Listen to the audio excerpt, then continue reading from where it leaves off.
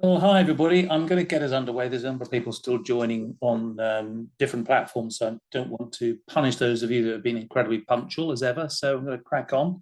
This is me on the camera. For those of you who can see me, I'm going to go quickly to the sharing of the deck again, so you don't have to stare at me any longer than necessary. But a warm welcome to what appears to be a nice cross section of both new and existing CROs from a variety of different geographies. We have a number of people joining us today. I'm just looking down my list for this month's webinar. The USA, a variety of people from various states across the US, by the look of it.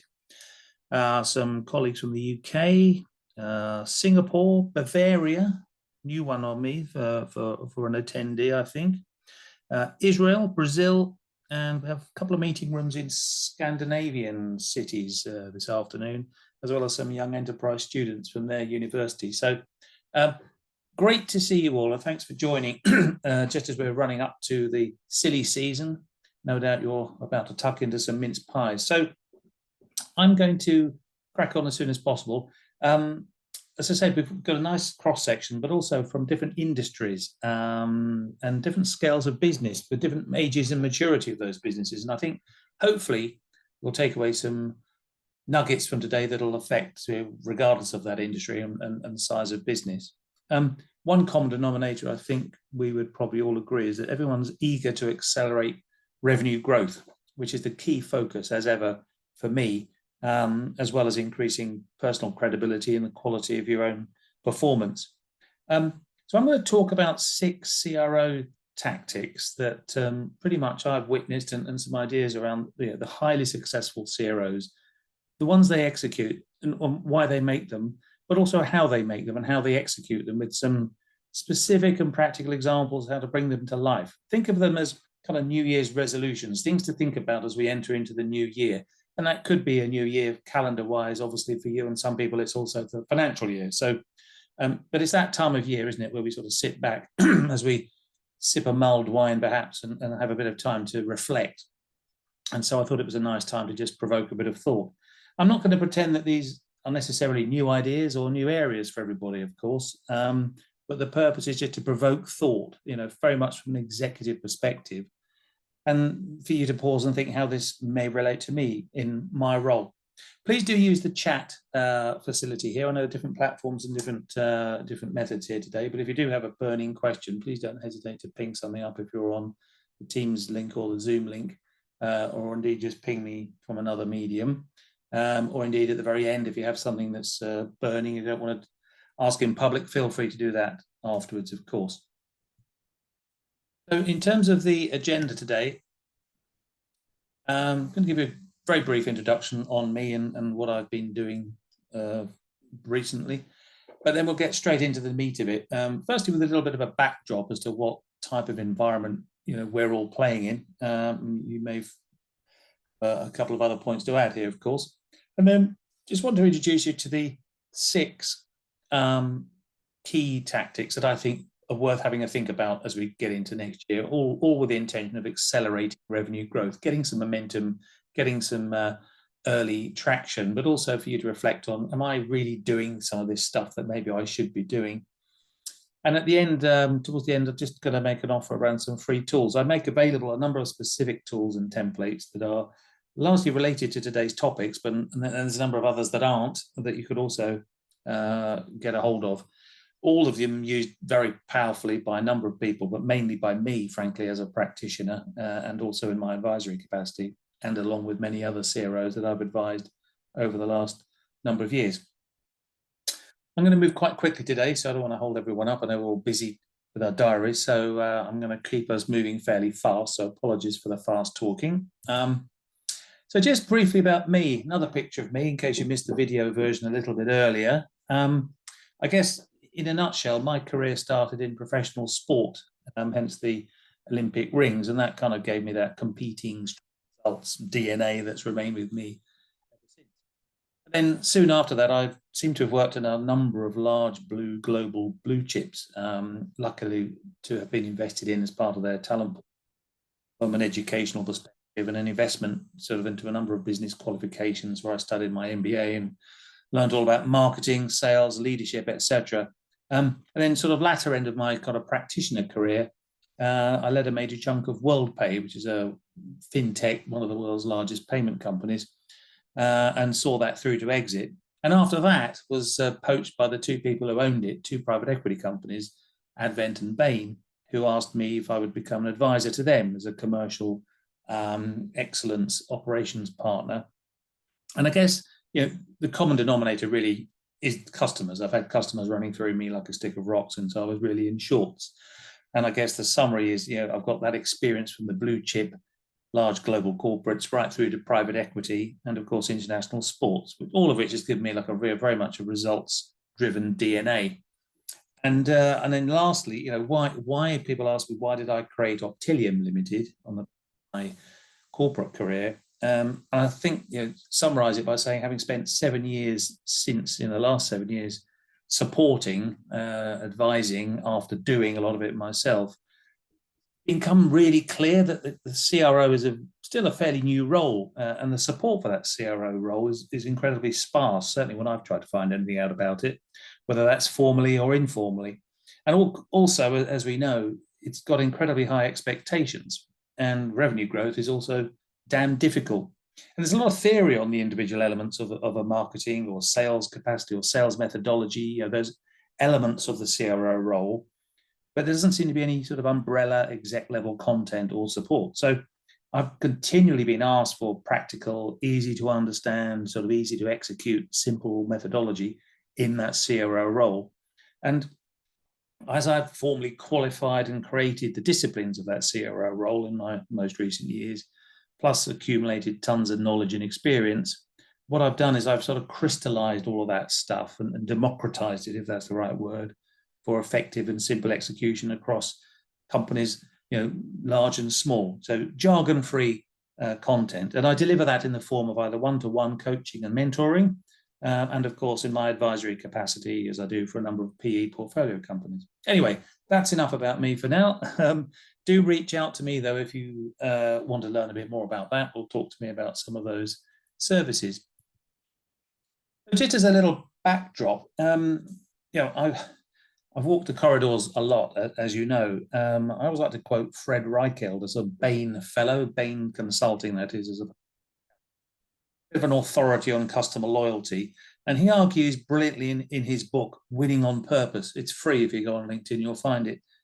He argues about how successful organizations have one primary purpose, and that is to enrich the lives of their customers. Couldn't agree more. And the most successful organizations are perceived by their customers as an indispensable part of their lives. They want a trusted advisor, don't they? Integral to their business, who don't just provide solutions to known problems, but also keep them one step ahead, sort of anticipating opportunities and disruptions. And he argues that this one primary purpose has a measurable correlation to their share price. So I won't try and repeat what he says in his book, but there's some pretty standard statistical evidence to support that theory. So the summary is, therefore, that the primary role, we can all agree, of the CRO is to accelerate revenue growth. They're the custodians of that revenue agenda. And as I sort of have that first and foremost in my mind, I listen to the comments I see in corridors, and I won't read these all out to you, so you can read them, but these are the kind of 6 most common kind of issues I'm hearing about. And it's all very well talking about long-term blueprints. I've got to survive here. I've got to prove myself within a very short period of time. 90 days is a common number. There's a ton of MI and data out there, but I feel completely out of control. And equally, it's sitting on loads of platforms, tools, and methods which are incredibly complicated and often sitting in people's cupboards. We're still almost competing with each other internally. We're in silos, and let alone not collaborating. Sometimes we'll say we're competing with different sets of KPIs. I'm asked to do more with less. And here's the classic, we've got a lot of posters on the wall talking about putting the customer at the heart of our business, but actually we're really talking a lot about internal stuff and certainly a lot more about products. So, the punchline for me here is that I take away that CROs are pretty much facing an incredible amount of complexity, a lot of distraction from all the noise, quite a lot of conflict, and there's a lack of control, and all that adds to up a feeling of stress. So the challenge appears to be how to accelerate revenue growth, and therefore survive personally. So we'll get into these 6 ideas of mine. And I think, it is a time of reflection. There are a number of critical success factors we know in creating a successful, growing and customer-centric organization. And there's always a number of sort of business usual activities. And I don't want to go over those because you know them and we all know them. But aside from these, and of course, in parallel with those business as usual activities, I just want to shine a light on some specific areas that I think inject momentum, or maybe, act as a reset button to accelerate growth. These are all leadership orientated, so they're more related to personal behavior than they are, boring admin type things. And of course, life in our world is very much a blend of art and science, but I do want to try and put as much science in this as I can to try and make this as objective as possible. And as I said before, hopefully this is kind of very much regardless of the geography, the size, the maturity, or the industry that we're all operating in. You might be a more SaaS orientated business or maybe selling more classical products and services. But I hope the purpose of this is to provoke some thought from an exec perspective and for you to reflect on how this might relate to me in my role. Also, here are the 6 critical tactics that I want to call out. Okay? If you just had to think about these as we enter the new year with your mince pies and ask yourself, am I doing these? Is there more I maybe could be doing? So I'm going to talk about why these are helpful and more importantly, though, how we might be able to put some of these into action. Focus on the sweet spots, stop stuff, just test your level of ambition, assess the skills and resources, inject a sense of urgency, and then personally, as a leader, commit to leadership growth. And I'll touch on that very specifically on the last. Let's just get going straight into it. Focusing on the sweet spots. What I mean by this is, are we absolutely clear that we've got a ruthless, laser-like understanding of our most important areas for growth? And have we got the right amount of attention on it? Why does this matter? Doesn't need me to say that it's all about optimizing resources, isn't it? And maximizing the opportunities, right? If we're focused on the right things. Inevitably, over time, what I see is a drift away from this focus and into sometimes a more generalist attack into the market or indeed on our existing customers. There's a bit of scope creep, if that's the right word. We don't always realize it's happening. Often it's because the focus never existed at all, perhaps, or customer engagement has been left to the whims of individuals in frontline teams. Often it's because customers shout loudest. Whatever the cause, this issue, if it's not there, this focus, should be a major cause for alarm. So just some practical things that I would recommend. It's not an exhaustive list, but things that might just focus the attention. A rhetorical question I always ask for everybody here, and if you were going to be responding, I would ask it now, but do you know who your most important customer is? If your response links in any way to the largest customer, please think again, right? Because without operating with a formal customer segmentation model and understanding what that valuable customer looks like, your business just won't be able to focus variable, resources on those sweet spots. See, I would argue that segmentation needs to be growth orientated and aligned to the opportunity to add value to sweet spot clusters of customers. And if not, the worst outcome will include inevitably high attrition rates rather, missed cross-sell opportunities, and include the kind of inevitable decreasing profitability of customers. Doesn't mean to say that you can't go to market sort of externally with an additional vertical segmentation in terms of how you face up to customers, but internally, it's critical in my mind. It forms the baseline of your entire business, as far as I'm concerned, for your existing customers, for you to understand how to segment them based upon their growth opportunity. And I'll come on to that a little bit more perhaps later on. And then sort of very much tightly linked to that, has your operating model got that segmentation model as its foundation? In other words, are you making sure that you're aligning your resources and importantly the skills to the sweet spots as appropriate? Or are you still a bit of a victim to that scope creep discussed earlier on? For example, if we look at this four-box model, the top right-hand corner, you won't be able to read all the detail, but imagine that the top right-hand corner are those companies that are on your books that are large and have the most white space. For those people, you might want to put some more hunter-style account managers to attack them, supplemented maybe with some specialist product sales support, other specialist service desks, specialists of any type, frankly, as well as that extra marketing support, or indeed extra money to invest in those for whatever reason.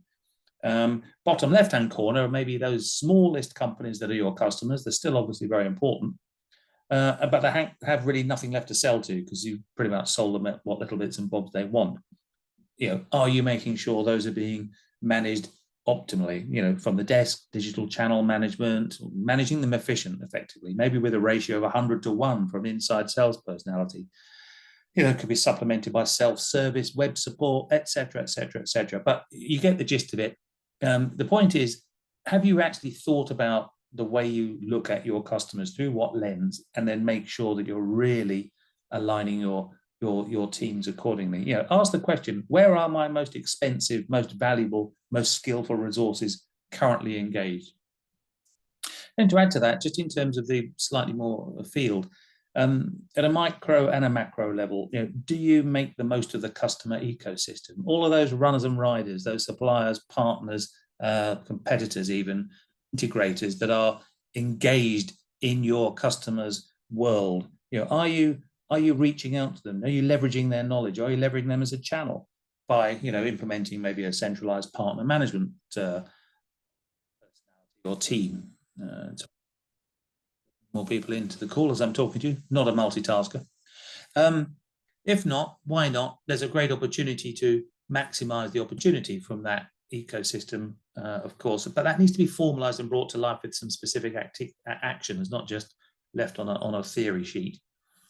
And then a little additional one in terms of getting that focus on that outside world is just wonder how many people recruit from their customers' world, because if you do, it's a very sobering experience. They automatically zoom in on customers' business issues rather than your products. They use customers' language, don't they? And they don't get so distracted by internal stuff. Anyway, just some thoughts there on the focus. What can you stop doing next year? Okay, the most black belt CROs I've ever met are brilliant at stopping. Despite the best laid plans we have, there's always an initiative in play that needs stopping, my experience. So, seek out the busy fools. Be happy to upset the apple cart for the right results. There are always some favorite projects that are going on that people love doing them, don't they? Why does this matter? Well, it's underpinning that focus topic that we just talked about, removing the distractions, but also the excuses. People love to be busy, but if they're on the wrong thing, no one can accuse them of why they missed the target. It's also about making my life more fun. I've seen employee engagement go steaming upwards because we've taken away some of the kind of crappy stuff that they don't really want to be doing, but they have to do. All in all, it's about the authenticity in your leadership by reinforcing the promise of focus with actions, i.e., I said this was important, I'm going to stop doing the things that aren't important. It's like resetting the agenda. So here's some specific ideas that can just help you get to that outcome, ceasing stuff. I think first point is, I know this is stating the obvious in many ways, but I still see a lot of people missing out on this topic. Having a clear vision and clear goals. It's very difficult to motivate and explain what not to do, any team, if there's no line of sight to the overall objectives of the business, right?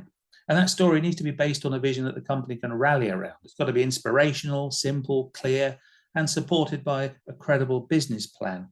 For my mind, it always needs to demonstrate the believable impact on the customer experience, which people can then link back to measurable economic outcomes.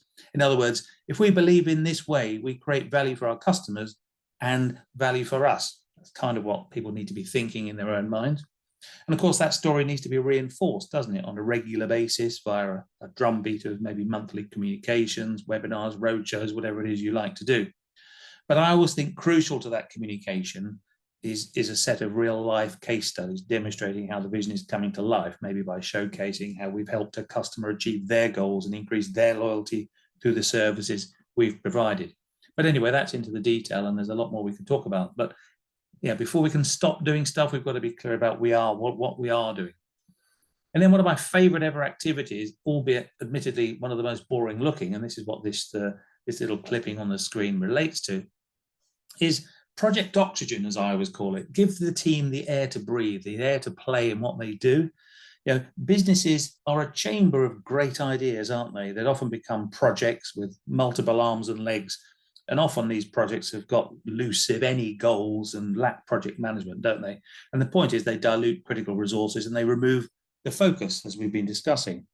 So top tip is just focus down on one or two of these projects and delete the rest, and find a good reason not to do them if you possibly can. Make sure that if they're not linked to your targets and your goals, then get rid of those projects.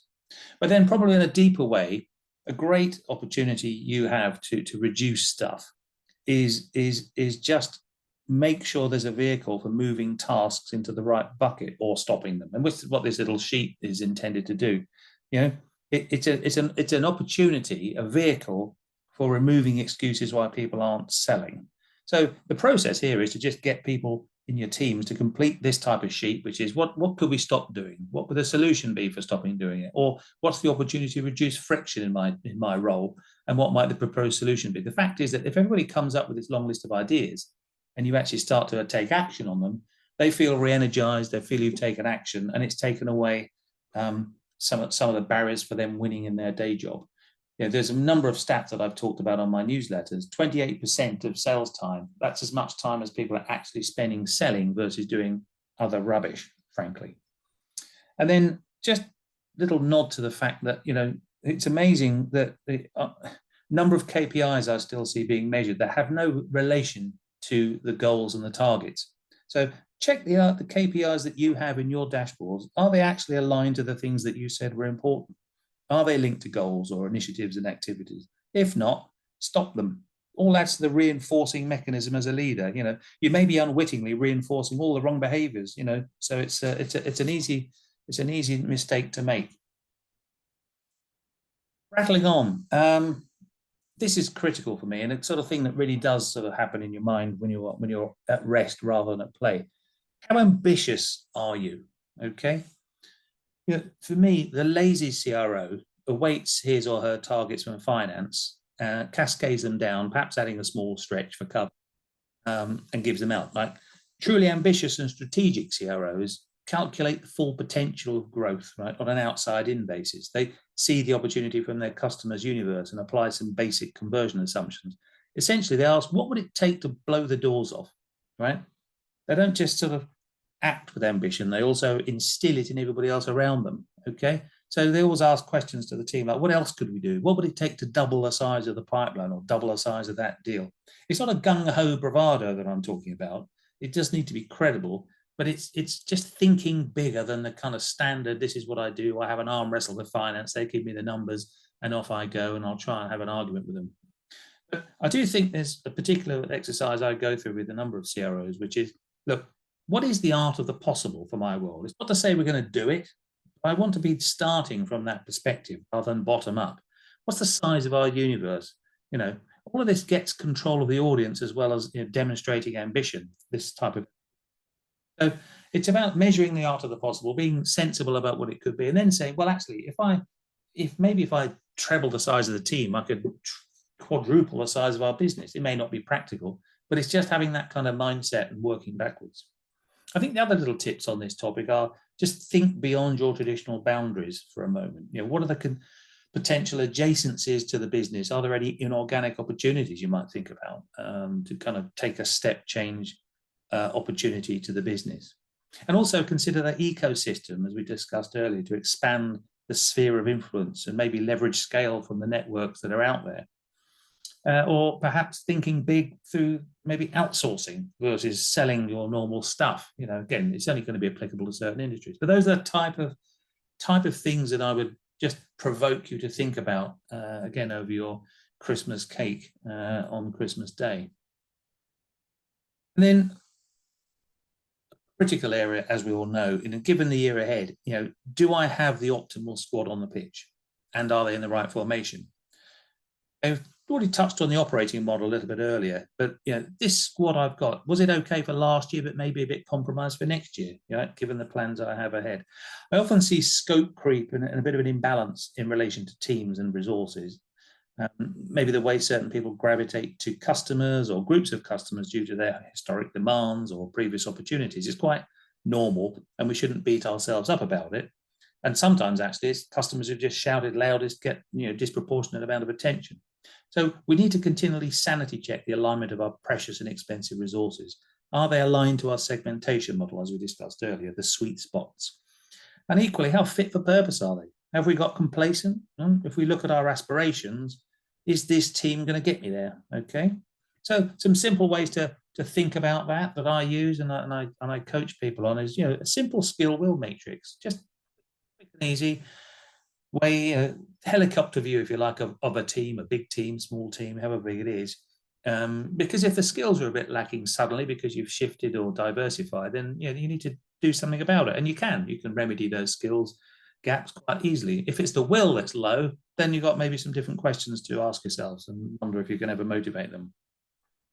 And then secondly, around this sort of alignment and the kind of operating model again, are we supporting that front line adequately?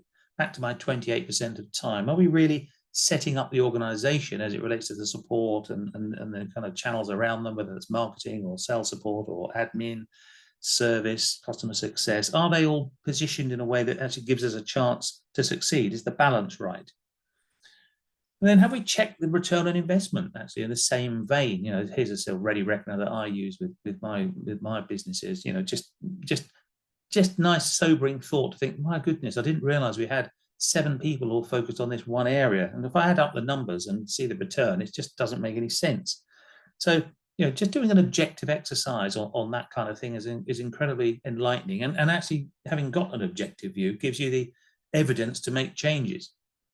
And of course, just this sanity checking of the reward and recognition. It's easy for you to say, I've got 3 R's in a row here.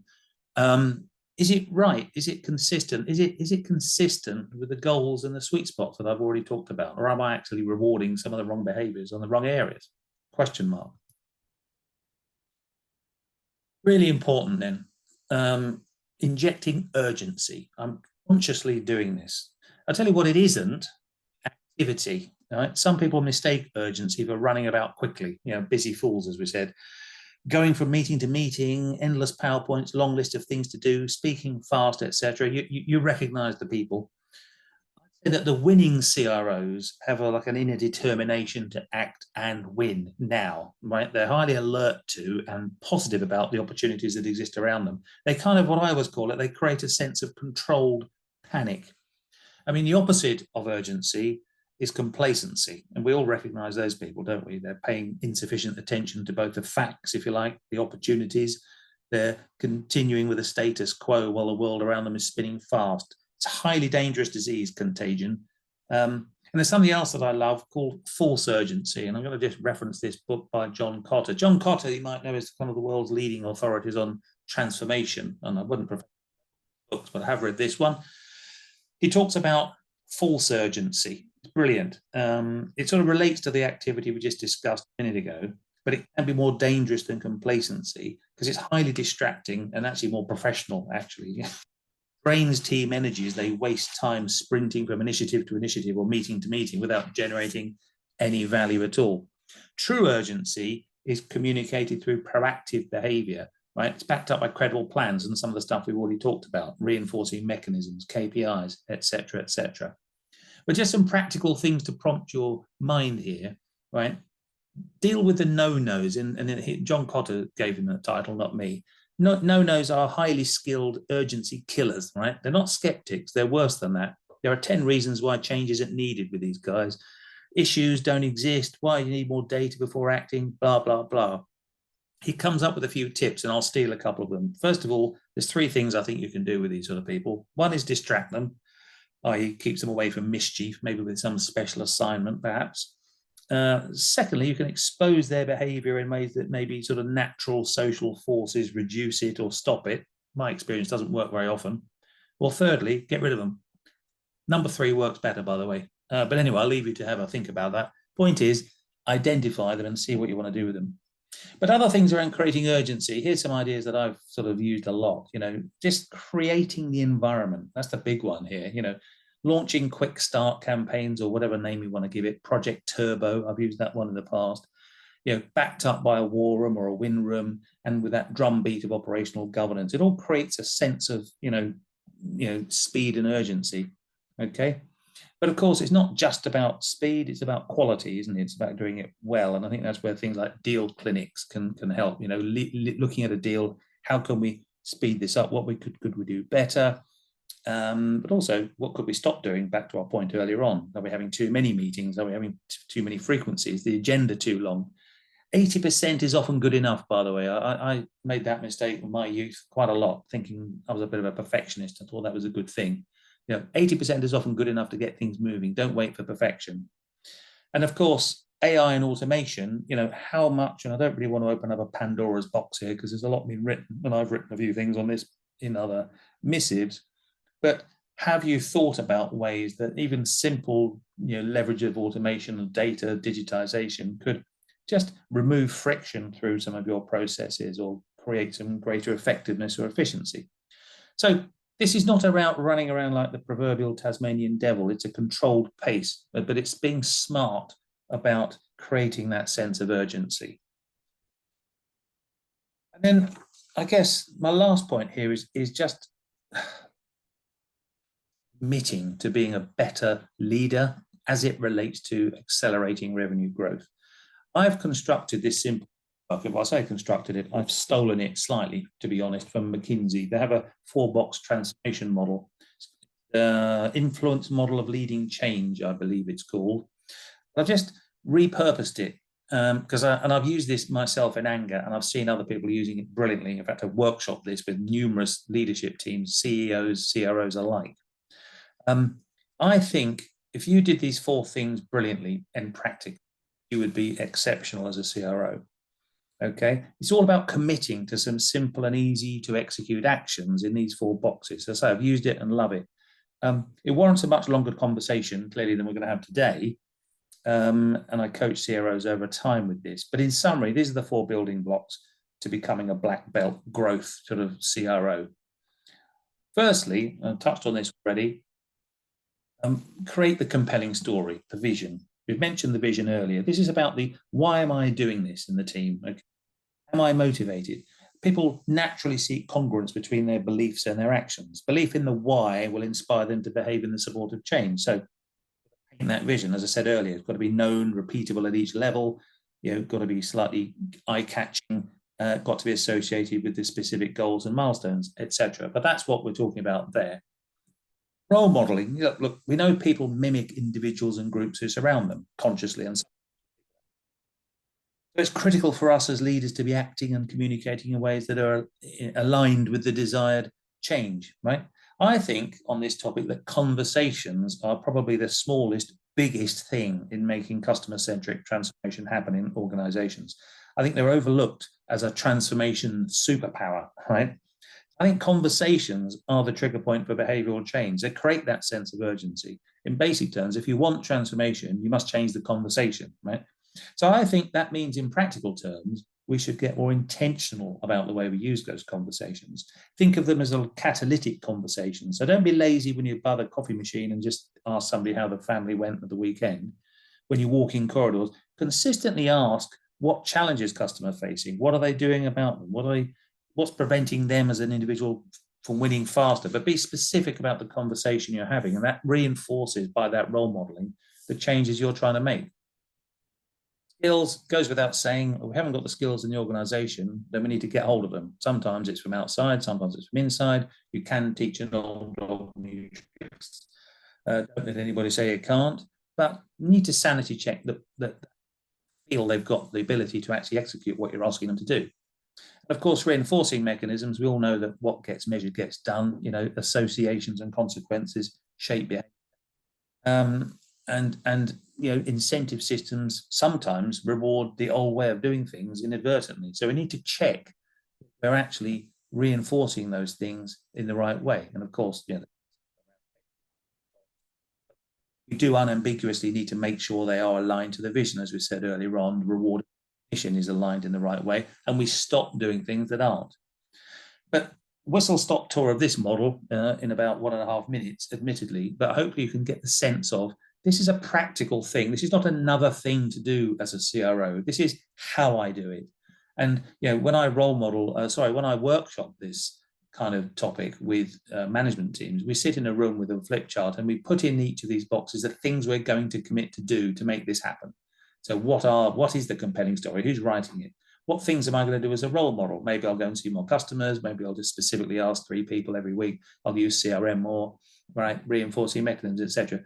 And these all have to be done together consistently. It's no good doing the role modeling bit and telling the story, but actually you're measuring the wrong things. All 4 must be done simultaneously.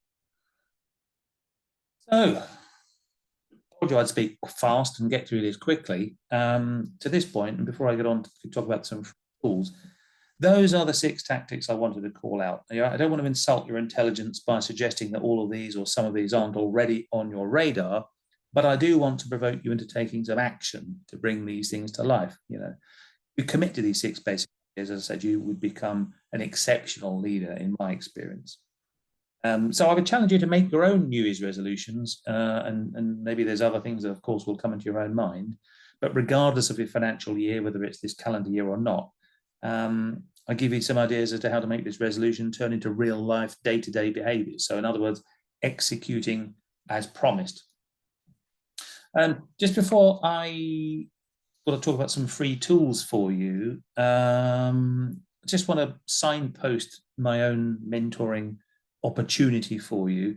Past 8 years, I've been advising, coaching, mentoring CROs, as you know by now, in a variety of industries, large and small geographies, flattered very much by the momentum that all my CROs have made, and the feedback's been fantastic.